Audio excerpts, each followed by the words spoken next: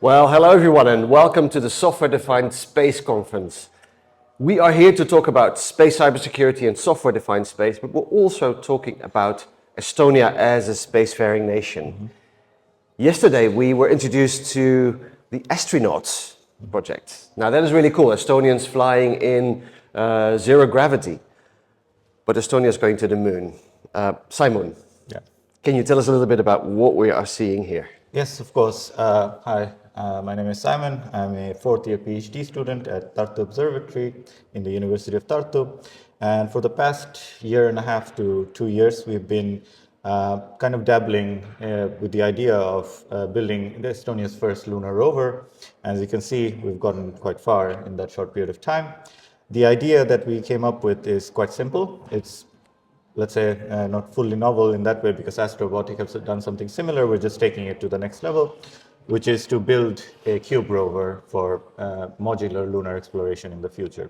At Tartu Observatory, we are responsible for the drivetrain and everything underneath. So if you are a company or an institution that is building an instrument that they want to go send to the surface of the moon for technology demonstration or just getting flight heritage so you can sell your instruments better. If you can bring it into a CubeSat form factor with following the standards, we can easily integrate it to our rover, then you don't need to worry about building anything else.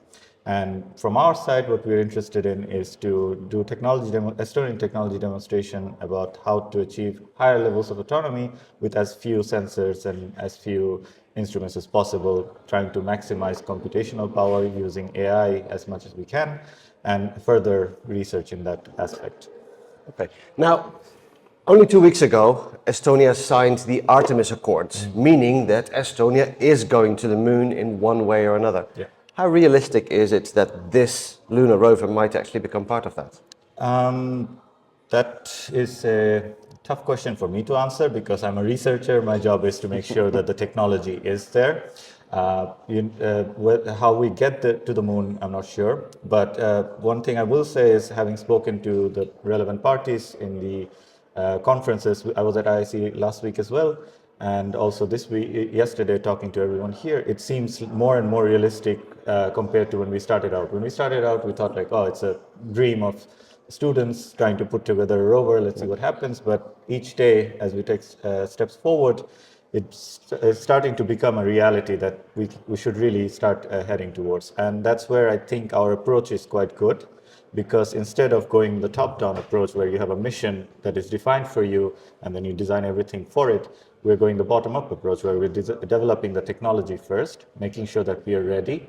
And when the right opportunity comes, whether it be with a commercial lander or whether it be through the Artemis mission or E3P or any other ESA activity, we are ready with our rover. And that's why we're also trying to work together with educational institutes in Europe as well, staying in touch with them to develop a Kuup rover standard.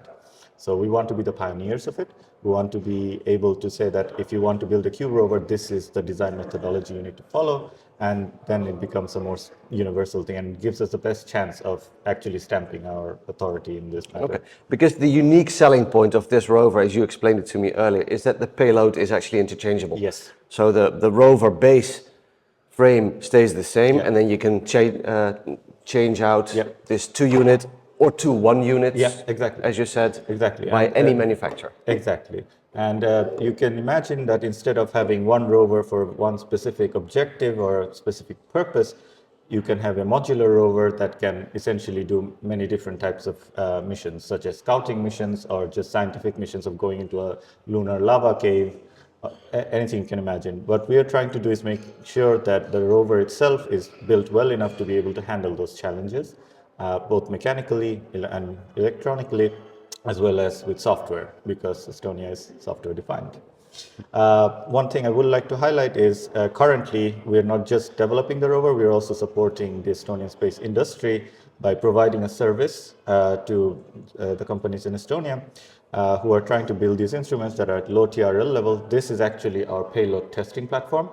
So instead of this being just a show model, this is actually being used today at our lunar analog facilities in Tartu Observatory, where any payload developer can actually bring early low TRL prototypes to us. We can interface it with the rover today, and drive it around in a relevant facility, so they get testing data and we get a better understanding of what kind of interfaces are really important, and that helps us make the standard in the future. Very cool. Now, thank you for introducing us to this. Where can people find more information about this? We have a website, so if you search the name Kuup Kulgur, you can find the website and all the information is there, who to contact. We have social media, so if you search us on LinkedIn, it would be great if you can give us a follow.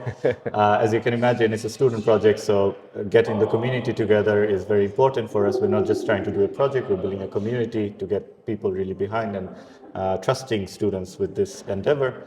And if everything else fails, just look up University of Tartu and Tartu Observatory. Someone will put you in touch with us. Brilliant. Well, thank you very much, Saimoon, for introducing us to this, and well, good luck bringing Estonia to the moon, the next stage. Thank you very much. And as an Estonian, I just want to end by saying, Lähme koos Kuule. Aitäh. How the hell am I going to subtitle that? But fair enough. Thank you very much.